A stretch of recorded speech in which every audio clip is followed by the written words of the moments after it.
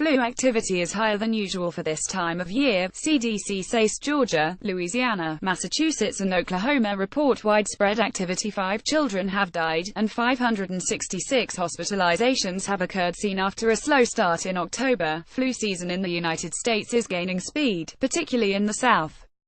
Flu activity, which has been increasing since the start of November, is now higher than usual for this time of year, according to a report published Thursday by the Centers for Disease Control and Prevention.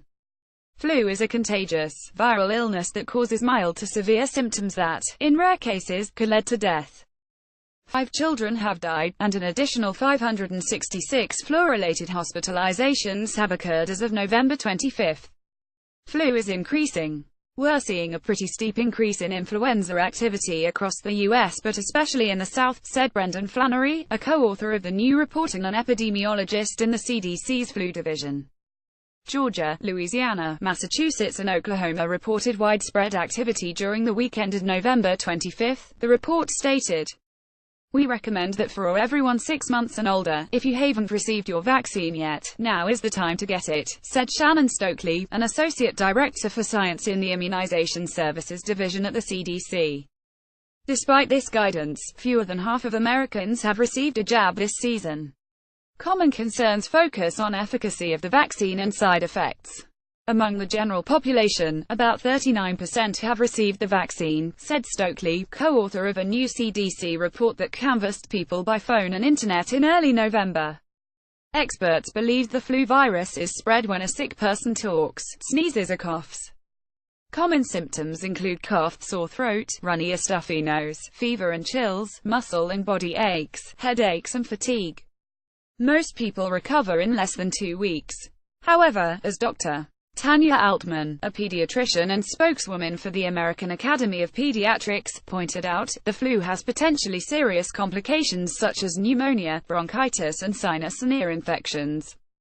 Anything that you can do to help prevent your family from getting the flu is very beneficial, said Altman, who was not involved in the CDC research. Her advice includes the CDC recommendation to get a flu shot, but she also adheres to low-tech techniques of contagious disease prevention, good hand-washing techniques, teaching kids not to share their germs, staying home when you're sick and disinfecting common surfaces, she said.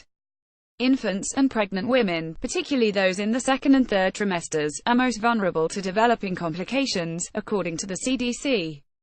We have some evidence that the vaccination protects the woman from influenza herself, and it can protect the infant in the 6 months of life from getting influenza before we are able to vaccinate the infant, Flannery said. Both the CDC and the American College of Obstetricians and Gynecologists recommend flu shots for all women who are or will be pregnant during the flu season. Many mothers, though, have not heeded this advice. Are pregnant women getting appropriate care? Only 1/3 of pregnant women have received a flu shot, even though the overwhelming majority of them visited a healthcare provider at least once, according to another new CDC analysis of data gathered from an internet survey conducted during the first week of November. More than a quarter of pregnant women reported that medical staff did not recommend or offer a flu shot. It makes me a little sad that people across the country, especially pregnant women, may not be getting the recommended and appropriate healthcare, Altman said.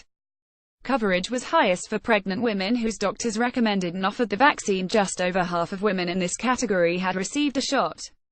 Side effects and vaccine efficacy. CDC, which lists sore or swollen arms, hoarseness, sore eyes, cough, fever and aches among the most common side effects, notes that these effects are usually mild and go away on their own. Extremely rare severe allergic reactions can also occur, according to the CDC. Among healthcare workers who declined the vaccine, the most common reason is fear of experiencing side effects or getting sick from the vaccine. Not everyone agrees that the flu shot is one of the best ways to protect families and prevent serious complications, including drive.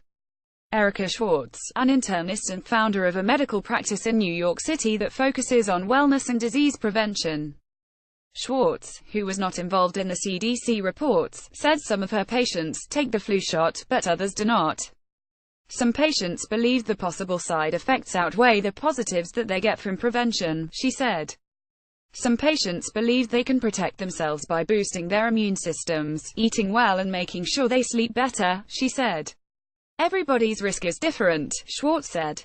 Flannery said highest-risk patients are the elderly, pregnant women and infants, and people who have underlying conditions, such as lung or heart conditions. And the vaccine is no guarantee of protection. Last year's flu vaccine effectiveness was just 42%, the CDC estimated this year, while preliminary estimates published in the New England Journal of Medicine suggest that this year's vaccine may be just 10% effective.